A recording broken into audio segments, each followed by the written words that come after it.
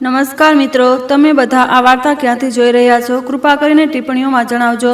જે માતાએ પોતાના દીકરાને લંડન મોકલવા માટે લોકોના જૂઠા વાસણો માંજ્યા, ઠંડી રાતોમાં પોતાની સાડીના પાલવથી તેને ઠંડીથી બચાવ્યો, તે જ દીકરાએ લંડનથી પાછા ફરીને પોતાની હાઈ પ્રોફાઇલ મંગેતર સામે પોતાની માતાને મૃત જાહેર કરી દીધી.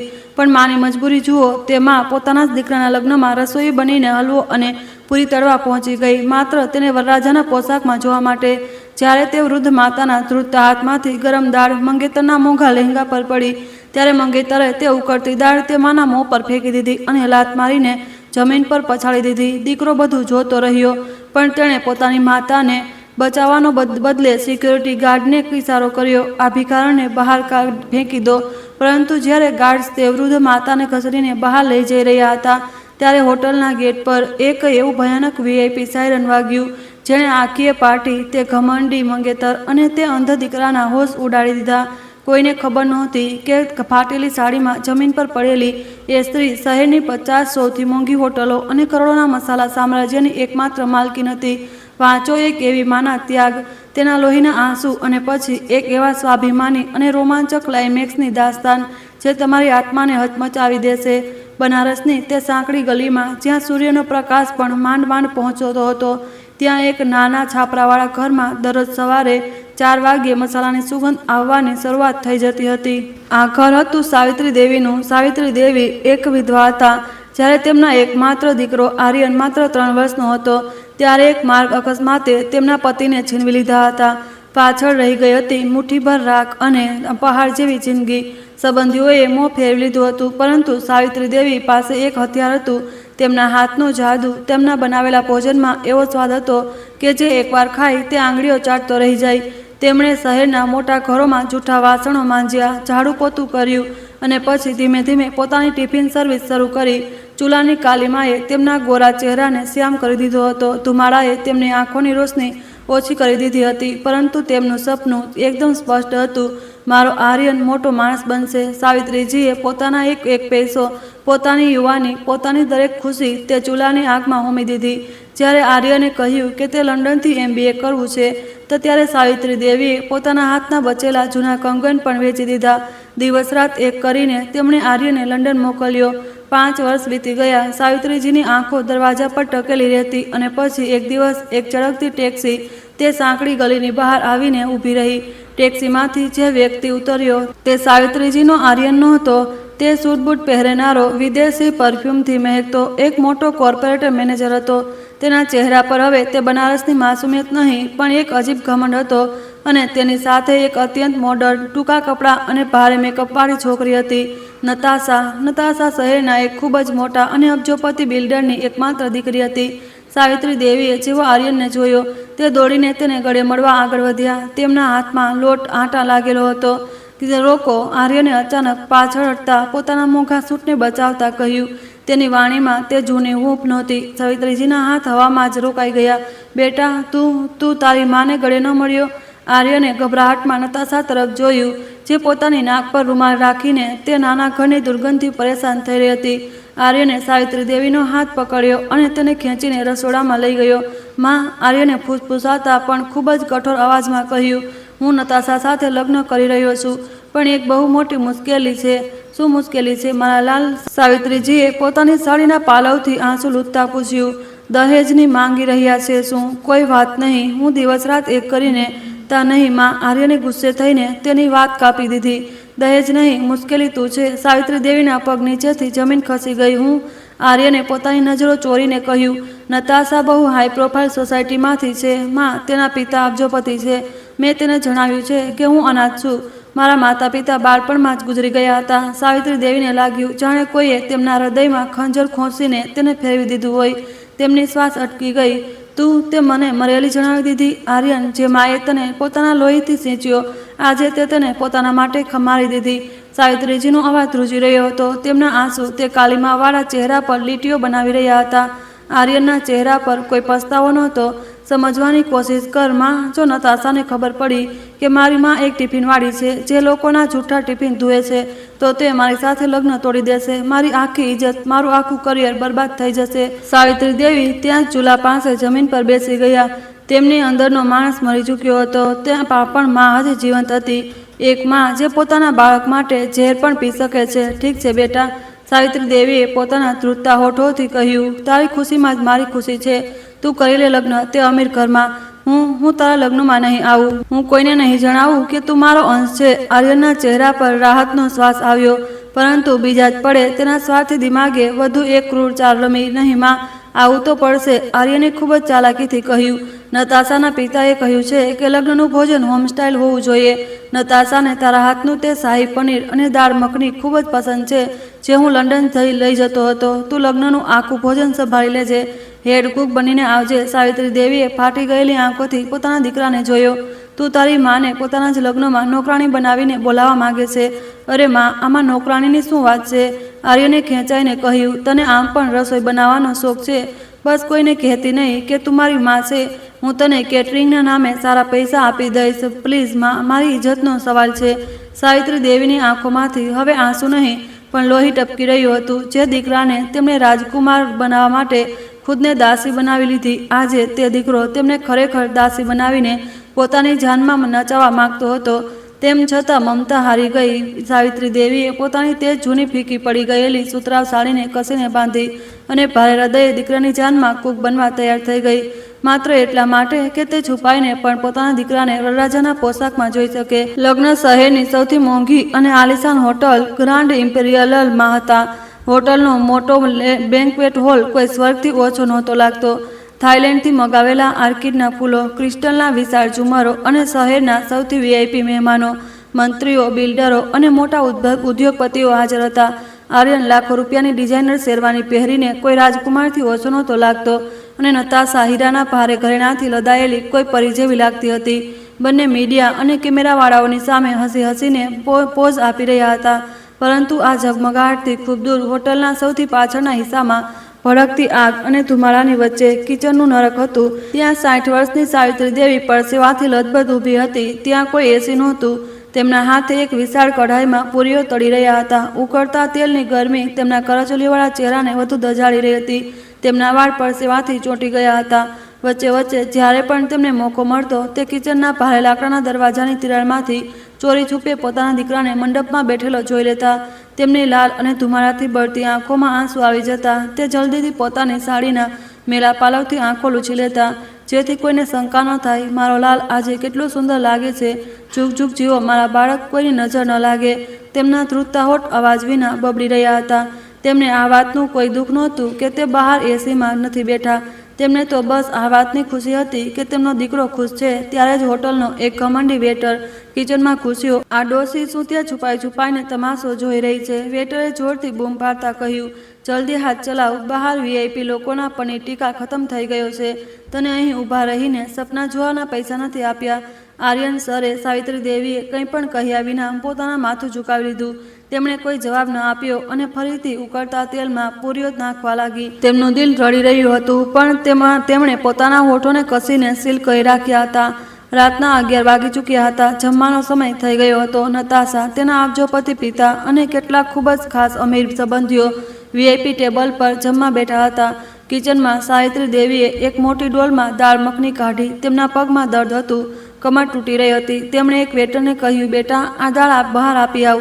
પરંતુ પછી તેમના મનમાં એક અજીબ તલબ ઉઠી. તેમણે વિચાર્યું, જો હું પોતે આ દાળ પીરસવા જઈશ તો ઓછામાં ઓછું મારી નવી વહુને તો અને મારા દીકરાને એકદમ નજીકથી તો જોઈ શકીશ. બસ એકવાર જ નજીકથી. મમતાના હાથે મજબૂર થઈને સાવિત્રી દેવીએ તે ભારે ડોલ અને પીરસવાનો મોટો ચમચો પોતે જ ઉપાડ્યો અને ધ્રુજતા પગલે ડાઇનિંગ હોલ તરફ ચાલી નીકળી. તે નતાશાના ટેબલ પાસે પહોંચી. આર્યન ત્યાં જ ઊભો રહીને નતાશાના મિત્રો સાથે વાત કરી રહ્યો હતો. સાવિત્રી દેવીનું દિલ જોરથી ધબકી રહ્યું હતું. તેમણે ખૂબ જ પ્રેમથી ધ્રુજતા હાથે ચમચો દાળની ડોલમાં નાખ્યો અને નતાશાની પ્લેટમાં પીરસવા માટે આગળ વધાર્યો. પરંતુ વૃદ્ધાવસ્થા, દિવસભરનો થાક અને દીકરાને આટલો નજીકથી જોવાની ગભરાટ, સાવિત્રી દેવીનો હાથ સહેજ ધ્રુજી ગયો. ચમચામાંથી દાળના કેટલાક ગરમ ટીપા છલકાયા અને નતાશાના તે 5 લાખના ડિઝાઇનર લહેંગાની બિલકુલ કિનારી પર પડી ગયા. તે કોઈ મોટો ડાઘ નહોતો, મુશ્કેલીથી એક નાનો ધબ્બો હતો.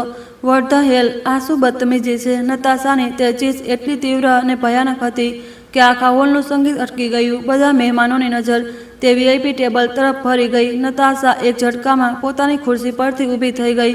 તેનો ચહેરો ગુસ્સાથી લાલ જાંબુડી થઈ ગયો હતો.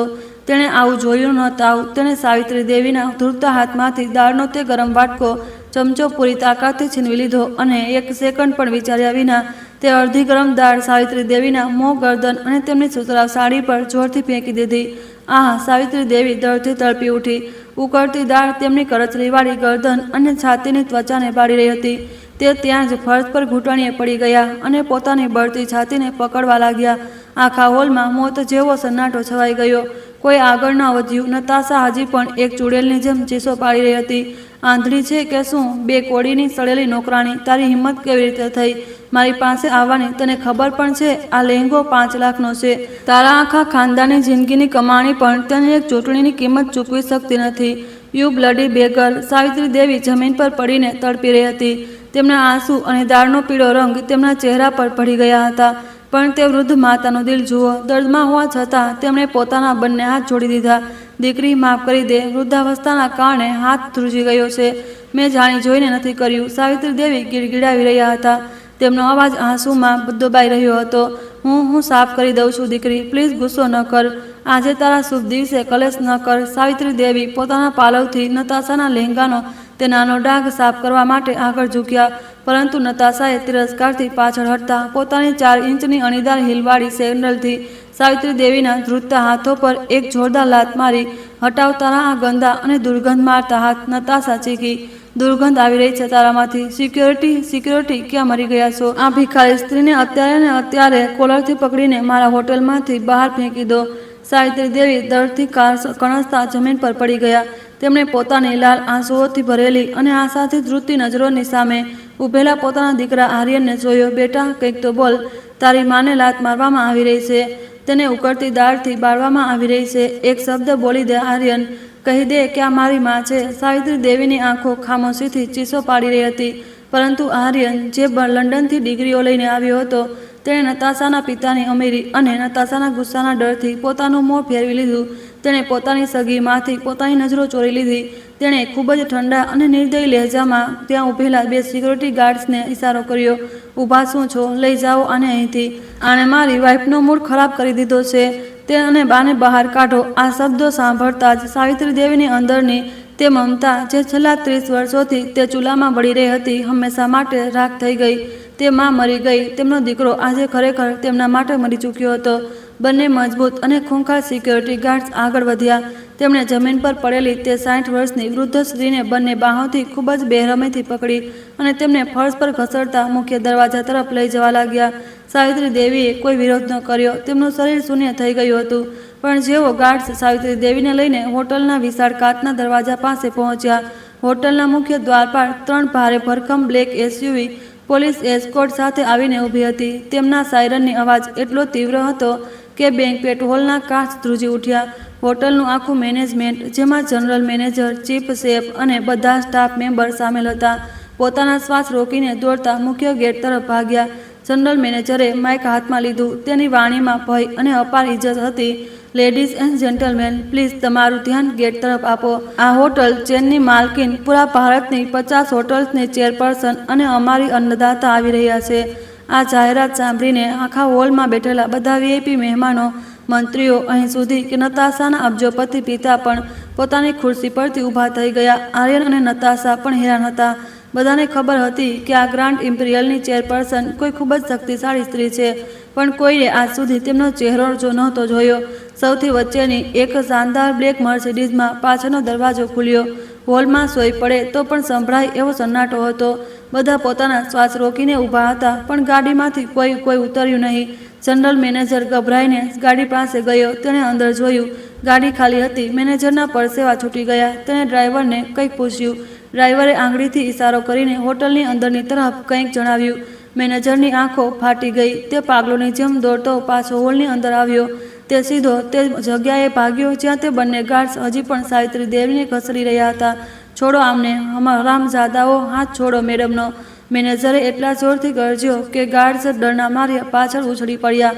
મેનેજરે એક પળ પણ ગુમાવ્યા વિના પોતાનો મોંઘો બ્લેઝર ઉતાર્યો અને તેને ધ્રુજતી સાવિત્રી દેવીની દાઢ વળેલી છાતી અને ખભા પર ખૂબ જ ઇજ્જતથી નાખી દીધો. અને પછી તે જનરલ મેનેજર, જે શહેરના સૌથી મોટા શ્રીમંતો સાથે પણ અકળાઈને વાત કરતો હતો, તે બધાની સામે તે જમીન પર પડેલી ફાટેલી સાડીવાળી સ્ત્રીના પગમાં ઘૂંટણીએ પડી ગયો. તેણે પોતાના માથું જમીન પર ટેકવી દીધું. અમને માફ કરી દો મેડમ, મેનેજરે રડતા અને ધ્રુજતા અવાજમાં ગીડગીડાવી રહ્યો હતો. અમને બિલકુલ અંદાજો નહોતો કે તમે કિચનમાં હશો. તમે અમને જણાવ્યું કેમ નહીં કે તમે આજના ફંક્શનમાં શેફ બનીને આવી રહ્યા છો? આ ગાર્ડ્સ નવા છે, તેમને તમારી ઓળખાણ નહોતી. પ્લીઝ અમને માફ કરી દો. આ દ્રશ્ય જોઈને આખા હોલમાં જાણે કોઈએ બોમ્બ ફોડી દીધો હોય. નતાશા, આર્યન, નતાશાના પિતા બધા ભૂત બની ગયા હતા. તેમના દિમાગે કામ કરવાનું બંધ કરી દીધું હતું. નતાશા પોતાની જગ્યાએથી ચીખી, ગભરાટ અને ગુસ્સાના મિશ્રિત ભાવથી, મેનેજર, તું પાગલ થઈ ગયો છે શું? તારા દિમાગનો નટ ઢીલો થઈ ગયો છે. આ એક મામૂલી અને સડેલી કૂક છે. આણે મારા કપડાં ખરાબ કર્યા છે અને તું આના પગમાં પડી રહ્યો છે.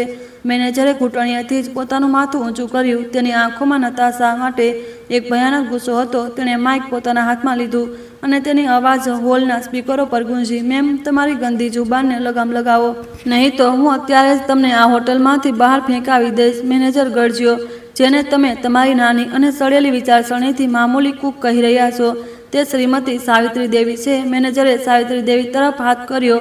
આ માત્ર આ ગ્રાન્ડ ઇમ્પિરિયલ હોટલની માલકી નથી, પણ પૂરા દેશમાં જે 50 હોટેલ્સની અમારી ઇમ્પિરિયલ ચેન છે તેની એકમાત્ર માલકીન છે. તમે જે સાવિત્રી સ્પાઇસીસનું નામ ટીવી પર દરરોજ સાંભળો છો, જે કરોડોનો બ્રાન્ડ છે, તે બ્રાન્ડ આના જ નામ પર છે અને આ જમના ઊભો કરેલો છે. આર્યનના પગ નીચેથી જમીન ખસી ગઈ. તેને લાગ્યું જાણે કોઈએ તેને 1000 વોલ્ટનો કરંટ લગાવી દીધો હોય. તેનું લોહી સુકાઈ ગયું. શું? આર્યન ગડબડાટમાં બોલ્યો. તેની આવાજ ગળામાં જ મરી ગઈ. માં, તું બેન્ક્વેટ હોલની તે ઝગમગાટ, જે થોડી પળો પહેલા સુધી કોઈ રાજમહેલ જેવી લાગતી હતી, હવે એક ભયાનક અને મૂક સન્નાટામાં ડૂબી ચૂકી હતી. સાવિત્રી દેવીએ ખૂબ જ શાંતિથી જનરલ મેનેજરનો તે કિંમતી કોટ પોતાના દાળથી ભરેલા ખભા પરથી હટાવ્યો અને તેને પાછો મેનેજરના હાથમાં પકડાવી દીધો. તેમણે પોતાની સુતરાવ સાડીના મેલા પાલવથી પોતાના ચહેરા પર લાગેલા ગરમ દાળના પીળા ડાઘ અને આંસુ લૂછ્યા. જ્યારે તેમણે પોતાનું માથું ઊંચું કર્યું, ત્યારે ત્યાં કોઈ લાચાર, ધ્રુજતી કે લાત ખાનારી ટિફિનવાળી ડોસી ઊભી નહોતી. હવે ત્યાં એક એવું વાવાઝોડું ઊભું હતું, જેની આંખોની બરફીલી ચમક અને ચહેરાના જલાલે હોલમાં બેઠેલા દરેક શ્રીમંતની કરોડરજ્જુમાં ધ્રુજારી પેદા કરી દીધી હતી. તે હવે એક સામ્રાજ્યની માલકીન હતી, એક એવી સ્વાભિમાની સ્ત્રી જેના એક ઇશારેથી શહેરની અર્થવ્યવસ્થા હાલી શકતી હતી. સાવિત્રી દેવીના ખુલ્લા અને ખરબચડા પગ જ્યારે તે ઇટાલિયન માર્બલ પર આગળ વધ્યા, ત્યારે આખા હોલમાં માત્ર તેમના પગલાંની ભારે આહટ ગુંજી રહી હતી. તે ધીમે ધીમે ચાલીને આર્યન અને નતાશાની બિલકુલ સામે આવીને ઊભી રહી ગઈ. નતાશા, જે થોડીવાર પહેલાં એક ચૂડેલની જેમ ફૂંપાડી રહી હતી, હવે પરસેવાથી ભીંજાયેલી એક ડરેલી બિલાડી જેવી લાગતી હતી. તેની તે 4 ઇંચની હીલ હવે તેનું વજન સંભાળી શકતી નહોતી. સાવિત્રી દેવીના ચહેરા અને સાડી પર દાળના તે જિદ્દી ડાઘ હજી પણ તાજા હતા, પરંતુ તેમની તે ડાઘવાળી વ્યક્તિત્વ સામે નતાશાના તે કરોડોના હીરા અને આર્યનની તે ડિઝાઇનર શેરવાનીના કાચના રસ્તા અને નકામા ટુકડા જેવા લાગી રહ્યા હતા. સાવિત્રી દેવીએ કોઈ પણ ગભરાટ બતાવ્યા વિના મેનેજરના ધ્રુજતા હાથમાંથી માઇક લીધું. હા, આર્યન, સાવિત્રી દેવીની અવાજ માઇક દ્વારા આખા હોલના સ્પીકરોમાં ગુંજી ગઈ. તે અવાજમાં સહેજ પણ કંપન કે રડવું નહોતું. તે અવાજ એટલો શાંત, ઊંડો અને ધારદાર હતો કે પહેલી લાઇનમાં ઊભેલા નતાશાના અબજોપતિ પિતાના કપાળ પર પણ પરસેવાના ટીપા છલકાઈ ગયા હતા. હેરાન છે ને? સાવિત્રી દેવીએ પોતાની નજરો આર્યનના ફાટી ગયેલા ચહેરા પરથી હટાવીને હોલમાં બેઠેલા તે 500 VIP મહેમાનો તરફ ફેરવી. આ સત્ય છે કે મેં લોકોના જૂઠા ટિફિન ધોયા છે, મેં લોકોના જૂઠા વાસણો માંજ્યા છે, જેથી મારો આ એકમાત્ર દીકરો લંડન જઈને ભણી શકે. પણ સાવિત્રી દેવી એક પળ માટે રોકાયા અને આર્યનની આંખોમાં જોયું. જ્યારે આ ત્યાં સૂટ પહેરીને ફરી રહ્યો હતો અને પોતાની માની ઓકાત પર શરમાઈ રહ્યો હતો, ત્યારે મેં અહીં તે કાળા ચૂલાની રાખને સોનામાં બદલવાનું શીખી લીધું હતું. હવે તેમની અવાજમાં એક ભારે દર્દ ઉભરી આવ્યું હતું. તે મારા મસાલાઓને, તે જાદુ, તે એક નાના છાપરાવાળા ઘરથી શરૂ કર્યો હતો. તેને પોતાના લોહી પરસેવાથી, મહેનતથી પૂરા દેશમાં ફેલાવી દીધો. મારી તે જાગેલી રાતો રંગ લાવી. પણ મેં આ વાત તારાથી એટલા માટે છુપાવી હતી આર્યન, કારણ કે હું જોવા માંગતી હતી કે જે દીકરો લંડનથી આટલી મોટી ડિગ્રીઓ લઈને પાછો ફરશે, તે પોતાની તે માને પ્રેમ કરે છે કે મારી તે ટિફિનવાળી ઓકાતથી ધૃણા કરે છે. આજે મારો તે ઇમ્તહાન પૂરો થઈ ગયો. સાવિત્રી દેવી હવે નતાશા તરફ ફર્યા. નતાશા ભયના માર્યા ધ્રુજતાઈ પાછળ હટી રહી હતી. તેની તે 4 ઇંચની હીલ હવે તેનું વજન સંભાળી શકતી નહોતી. નતાશા દીકરી સાવિત્રી દેવીએ ખૂબ જ મીઠા અને એક ઝેરી કટાક્ષ સાથે કહ્યું, જેણે નતાશાની આત્માને નગ્ન કરી દીધી. તું હમણાં ચીસો પાડી પાડીને આખી દુનિયા સામે કહી રહી હતી ને કે મેં તારો 5 લાખનો લહેંગો ખરાબ કરી દીધો છે. હું ચાહું તો તે પણ અત્યારે જ આ આખી 5 સ્ટાર હોટલ, આ આખી પ્રોપર્ટીને કેશમાં ખરીદીને તારા બાપના મોં પર મારી શકું છું. પણ અફસોસ, તું આ 5 લાખના લહેંગા અને આ કરોડોના હીરામાં પણ એટલી ગરીબ અને સસ્તી છે કે તને વડીલોની ઇજ્જત કરવી આવડતી નથી. તારા બાપે તને દોલત તો આપી દીધી, પણ સંસ્કાર આપવાની તેની હેસિયત નહોતી. આ સાંભળવું હતું કે તેની પહેલી લાઇનમાં ઊભેલા નતાશાના પિતાનું માથું શરમ અને બેજતીથી જમીનમાં ગળી ગયું. તે પોતાની દીકરીની આ હરકત પર લોહીના આંસુ રડી રહ્યો હતો. સાવિત્રી દેવી પાછા આર્યન તરફ ફર્યા. આર્યનનો તે આખો કોર્પોરેટ ઘમંડ તૂટીને જમીન પર વેરવિખેર થઈ ચૂક્યો હતો. તેની આંખોમાંથી હવે પસ્તાવાના મગરમચ્છી આંસુ વહી રહ્યા હતા. તેને સમજાઈ ગયું હતું કે તેણે એક ગરીબ માને નહીં પણ એક અબજોના સામ્રાજ્યને લાત મારી દીધી હતી. માં, મને માફ કરી દે માં. આર્યન રડતા રડતા જમીન પર ઘૂંટણીએ પડી ગયો.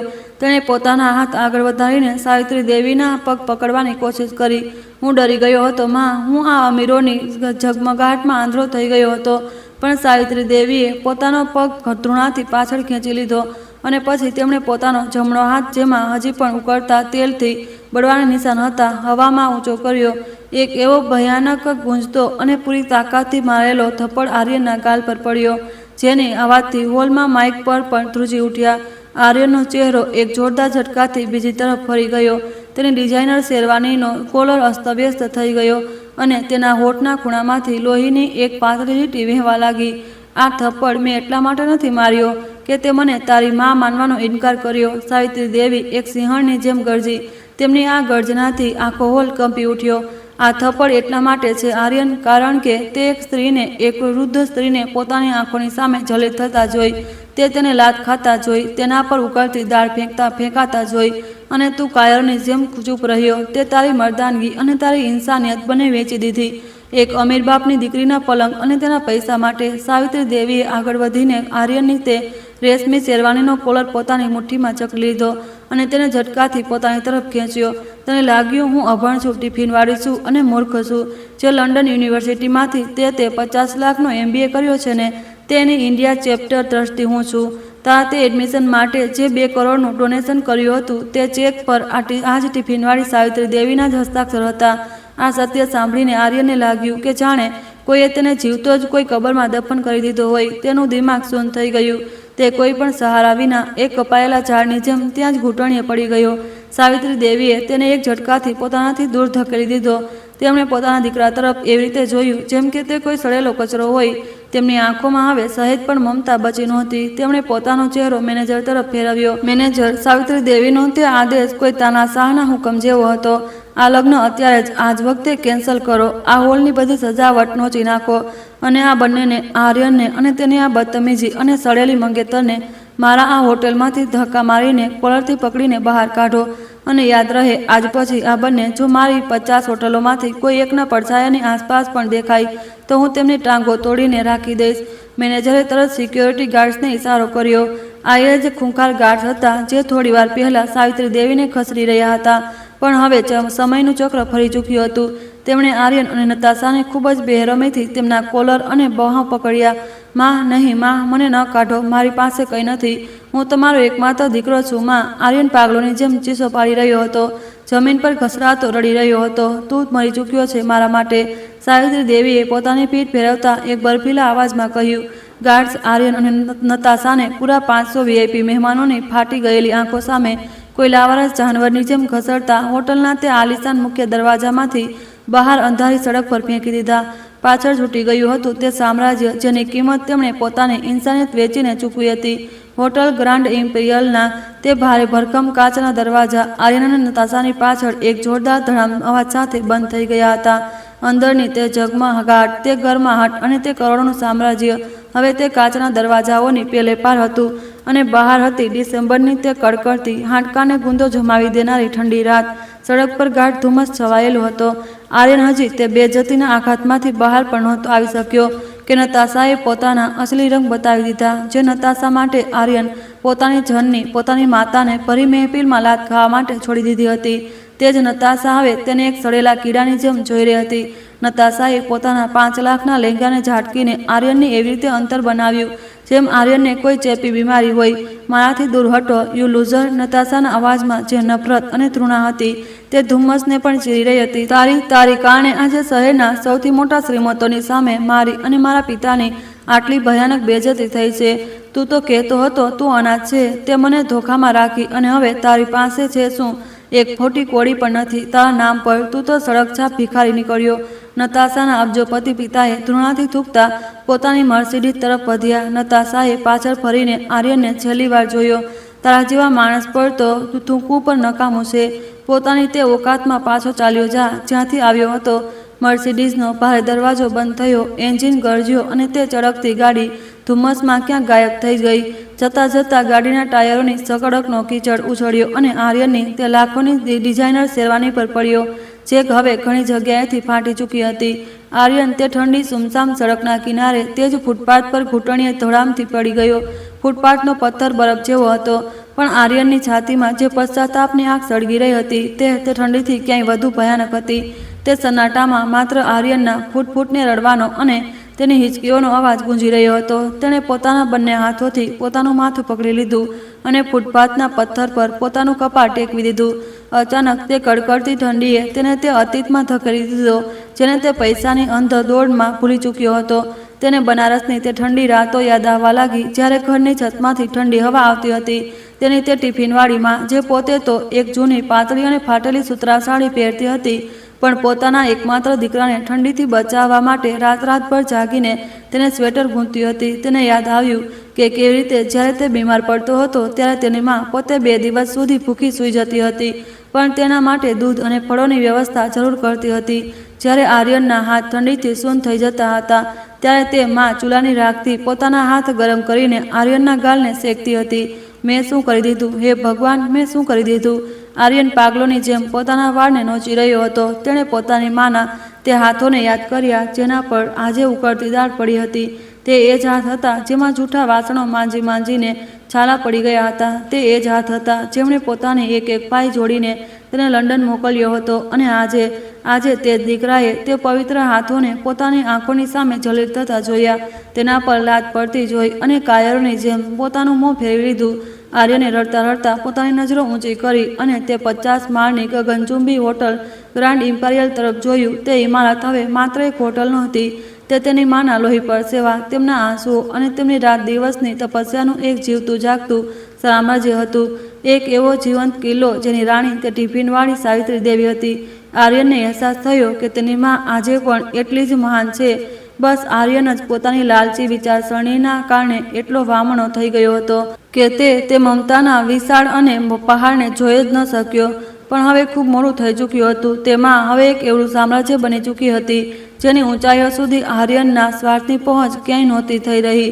અને તે માના દિલના દરવાજા અને તે હોટલના કાચના દરવાજા બંને જ આર્યન માટે હંમેશા માટે બંધ થઈ ચૂક્યા હતા.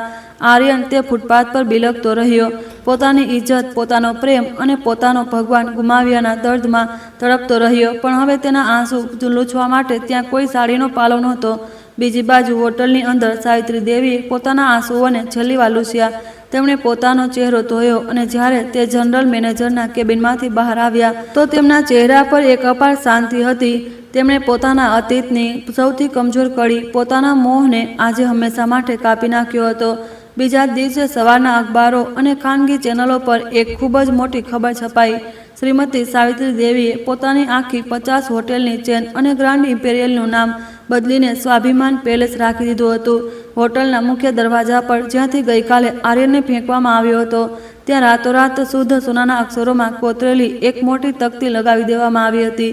તે તકતી પર એક એવો નિયમ લખેલો હતો જે ત્યાં આવનારા દરેક શ્રીમંત, દરેક મંત્રી અને દરેક મહેમાનને તેમની અસલી હેસિયત યાદ અપાવતો હતો.